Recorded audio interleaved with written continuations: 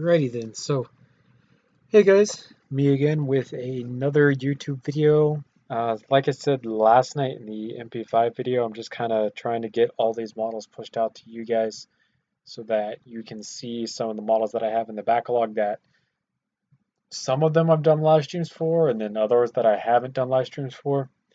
This one is an example of a gun that I didn't do a live stream for.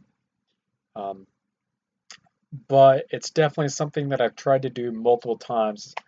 This is like the fourth or fifth version, I want to say the fourth one that I've done of this weapon, and it's kind of like my A94. I'm trying to get it until it's absolutely perfected, and I believe I've hit that point. So without further ado, let's take a look at the AAC Honey Badger personal defense weapon, chambered in 300 Blackout. So this was a really cool rifle to build in terms of design concepts because it was incredibly difficult to build because I did some things that aren't usual with weapon design in terms of Lego, in particular around the handguard area and then around the upper receiver area.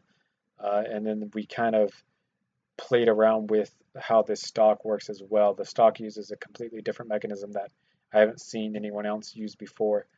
So this is what it actually looks like inside of LDD itself. Fairly basic model.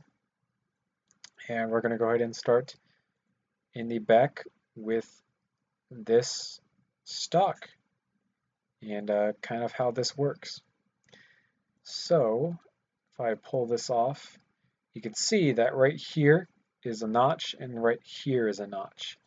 And that is for this lever mechanism here that you see to kind of clip into place so that the stock can't adjust in or out. So this is the shortest position, and its longest position would be somewhere right about here-ish. Of course, that's something incredibly difficult to do.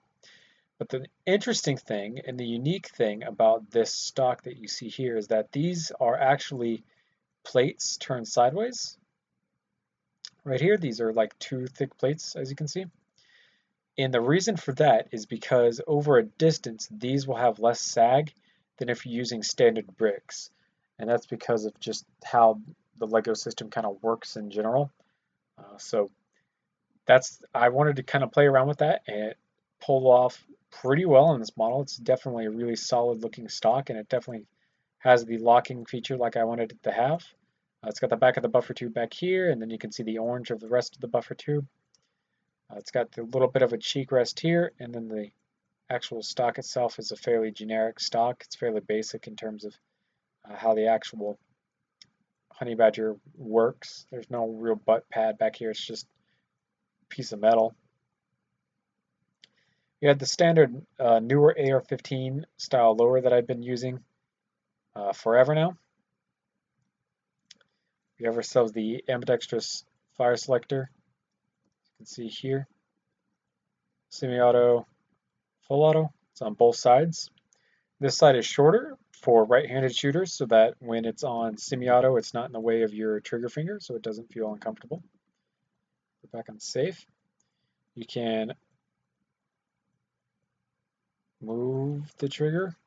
There you go, I just have to find the right spot. Back and forth. I just have it here for now. You can put a piece in here to block it from going any further forward. We have a working magazine release here, which you can see sticks through the magazine well down here, and is over here as well. And then the working bolt catch, which you can kind of see, goes through the model onto the inside to right here, so that it can block the bolt once you pull the bolt back. So here you can see kind of two different things. First off, the charging handle is actually not connected to the bolt itself. And then here's the bolts. So this little notch is where the charging handle interacts with. So you can pull the charging handle back and you can lock the bolt back and push the charging handle forward. Or you can just charge the weapon normally. And it's just really unique how I can get that to work properly. We have the brass deflector on this side and the dust cover on this side as well. Your shell ejection port, pretty standard stuff. And this side is a little bit easier to see, but I used the same style upper receiver that I used on the HK417 that I built a while back. It uses these sideways pieces here to set up the ability to use side plates along here, like for the brass deflector, and if this was a regular M4 AR-15, that'd be a forward assist. And at the same time being able to use these cheese wedges, which are a really nice look for the weapon itself. 3-stud wide rail up top. That's all the way around. And then we kind of get into an area that I'm happy with, but at the same time unhappy with. The reason that I'm unhappy with this is because up here, all of this is upside down, so it doesn't match the clean look of the rails back here.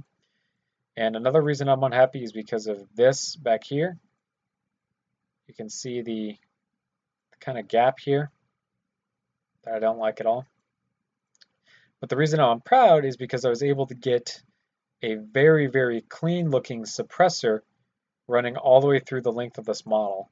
And I mean all the way too, like there's no breaks anywhere in this suppressor running throughout the entire handguard, which is really impressive. And the reason I could do that is because I took these newer pieces that they came out with and I flipped them upside down using some different,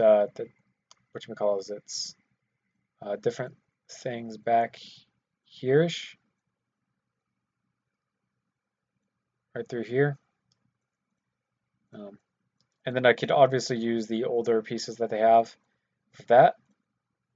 Flattened it all out so that it hugged around the suppressor nice and tightly. And then we had a awesome, awesome handguard design built off of that. So that's why I'm really happy with how this model turned out. You might notice that this model is really short, and that's because this is in fact a PDW. Most honey badgers to have underneath this, oh my gosh, I'm sorry, that's my bad. It's kind of late at night. Most PDWs and most honey badgers have shorter than a 16-inch barrel, or in this case, integrally suppressed barrel. So that would be considered an SBR, and you kind of want to put that into the range of PDW because the 300 blackout ammunition that it takes is a little bit less effective than standard AR-15 M855 ball ammunition because it's subsonic ammunition, or it could be sonic depending on which ammo that you're running, but chances are if you're running an integrally suppressed weapon, you're going to be running subsonic ammunition to make it quieter. So it's a little bit less effective, so you're going to want to use it to more closer range rather than the farther range. So yes, that is the AAC Honey Badger Mastery Edition. Needless to say, it has all the working features of a Mastery Edition weapon. So I'm really, really happy with this gun. Like I said before, this is like the 4th attempt at doing this model. I've done so many of these models before, and I'm just finally happy that I've been able to make one that ends the entire progression of doing honey badgers.